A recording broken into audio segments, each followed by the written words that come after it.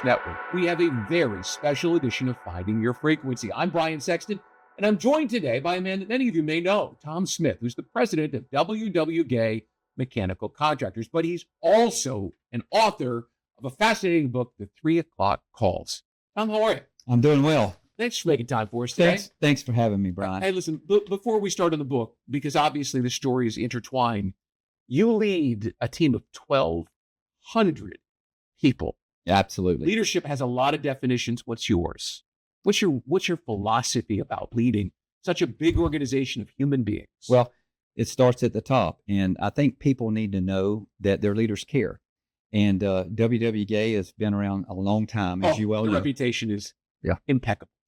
And Paul Jones, our CEO, he took it over from his grandfather, and we are trying to keep the legs underneath Mr. Gay's legacy. And so what we try to do is we let people know that they are still the best in the business in our mind, as Mr. Gay said, and we put people over profits. And we believe that our people are the most important asset we got, and we treat them that way. Listen, that's what we do here at Finding Your Frequency and the Daily News Network is we help people tell their stories, and yours in the book. It's fascinating. Tell me about the genesis, the idea, and the process of writing this book. This book was very painful to write. I share with the readers, hopefully, tragedies that happened in my life, and through that, I got to thinking, as a leader, I gotta have the courage to be vulnerable. In doing that, I show our employees that we do life together, and my life is just as messy as their life, because we recognize that when an employee is possibly struggling or having issues at work, or maybe not performing or missing. Typically something's happened in their home life. And we encourage them to say, listen, we're a company of faith. Bring our issues to us. Let us see if we can't help you understand what you're going through. How can we pray for you? How can we help you? And in this book, I share some things in my own life that I've had to struggle with some serious tragedies. Will you share a couple with us? Sure. Give me the biggest and the best. Well, I will tell you, the loss of our daughter, Danielle, in a car accident at 19 was a 3 o'clock call that we took that no parent wants to take. All these calls happen at 3 o'clock. That's where the title came from. And we took that call, and it changed our world. Our daughter was on the way home from college. She got a golf scholarship out there in the University of West Florida, about 6 hours away, was coming home. Bad rain on I-10. Never made it home, Brian. Hospital called us and basically said, "Are you the parents of Danielle Smith?" We said we are. And the nightmare started from there. We basically got in the car and rushed up there and spent the last few hours with her while she was on life support, and watched her pass. And the surgeons told us that, her heart expired on its own. And so she was gone. And one thing I share in my book is that we are, as I've mentioned, faith, very, very involved in our faith, and our church community, First Baptist Church, Middleburg, loved on us. Our community showed up, loved on us as we said goodbye to our daughter. And those are things that's just difficult, but it allows us to also have empathy when our employees lose loved ones, because we all face that, Brian. Absolutely. No, we are all human. That's right. You talk about First Baptist Church in Middleburg. You're obviously from this area, born and raised right here. William Gay, right here, for 35 years. 35 years. I was born in St. Vincent's Hospital, just down the road, and we get to do work there. So how's that? How's it to walk in the door there? You go there. Now, I don't remember, when I was born there. I do remember my doctor was Dr. Frame. We're going back a minute, but being born in this community and being a part of this community, we believe in this community.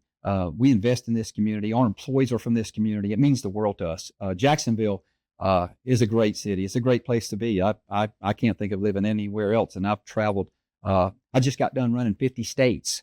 You did. My wife and some friends of ours, we just finished Hawaii 4th of July weekend at Pearl Harbor. We ran 50 states. That means we have been able to race a race in all 50 states, and there's nothing like coming home to Jacksonville. Nothing beats the Gate River Run neither, by the way. Listen, I'm not a native, though my children are. I've been here for 31 years, and I will tell you that Jacksonville, Florida is a slice of heaven. I call it the shining city on a hill, right? Yes. Where all of my hope has been invested.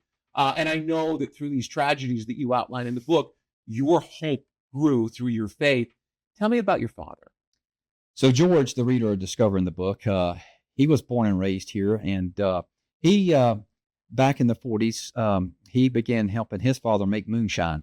And he took his first drink at 12 and 12 years of age. And my father said, who knew that when he took his first drink, he would say, here's to becoming an alcoholic the rest of my life. And that's what happened. My father had an addiction he could not get rid of. We lived in domestic abuse. My mother, oh my gosh, I have such a godly mother. She raised us in church, thank the Lord, my sister and I. But my dad never could whip it, Brian, and he got his license permanently revoked in the state of Florida for too many, back then, DWIs. Very violent when he was drinking. Ended up committing murder, killed a man in cold blood because of his drinking. And when my father was able to get out of prison, I kept a relationship with him. The first thing he wanted to do was go get a drink. And I said, you got to be kidding me, Dad. But anyhow, right there at the end, he was a hard man, Brian. And I never quit praying for him. I said, Lord, please grab a hold of my father. Lord, please help him lose his desire to drink. Lord, please help my father not be violent. And right there in the end, as he entered into hospice because the alcohol had just destroyed his body, with 3 days left, we was able to, I said, Dad, the Lord will take you right where you're at. And he'll take you right now if you'll just have a belief in him and understanding. And we took him down the Romans road, and he accepted Christ 3 days before he died, Brian. God bless. Perseverance. Yes. Perseverance on your part. I never gave up. Listen, I know you wrote that book to help other people, but how did it help you? Oh my! To take the time and to put it all down in writing. A lot of tears. It's. I'm not a smart man. I didn't use large. You're the president of WWG. You are obviously a very smart man. Yeah. I didn't use large words. It's 40,000 words, 10 chapters, and I wrote that. And it was very cathartic.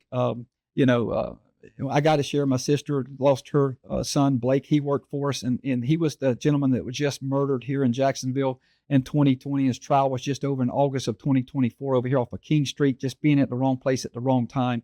He just tried to diffuse the situation and lost his life because of that. He worked for us, and my sister had to go through this, and I'll tell you the adversities. And so a lot of it was getting her story out there, and just us as a family, just having some, saying, listen, when you go through things like this, there's hope. There's hope. And I want that book to encourage a reader to say that, there's hope. There's people that care about you. You're not in this by yourself, that there is people in this city that will love on you, minister to you, and help you through these times. And I hope that whoever discovers this book will see, you know what? I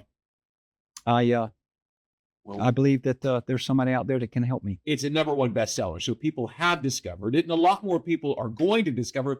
Where do they pick it up? Where do they find it? So you can get that on Amazon, Barnes & Noble. 3o'clockcalls.com is our website. And I would love for, I got my email on the back. I'd love to hear your story. I've got a good ear to listen, and I'd love to hope and see that it falls into somebody's hands that they can say, you know what, I know after I read this, I know who I need to pass this to. I know who this book will encourage. And that will be the purpose for this book. If one person, as a result of this book, can maybe found eternal life and salvation through Christ and hang on to their faith through whatever tragedy they're going through. I'm pretty sure more than one will. It's an amazing book. To make yourself vulnerable is not an easy thing to do, but obviously the people at WWG who know you, who are part of your team, will attest to the things that you do and the way that you live your life. And I hope that you'll come back. I hope to be back. And thank you so much for having me, Brian. Absolutely. And thank you for joining us on this special edition of Finding Your Frequency. We'll see you next time right here on the Daily News Network.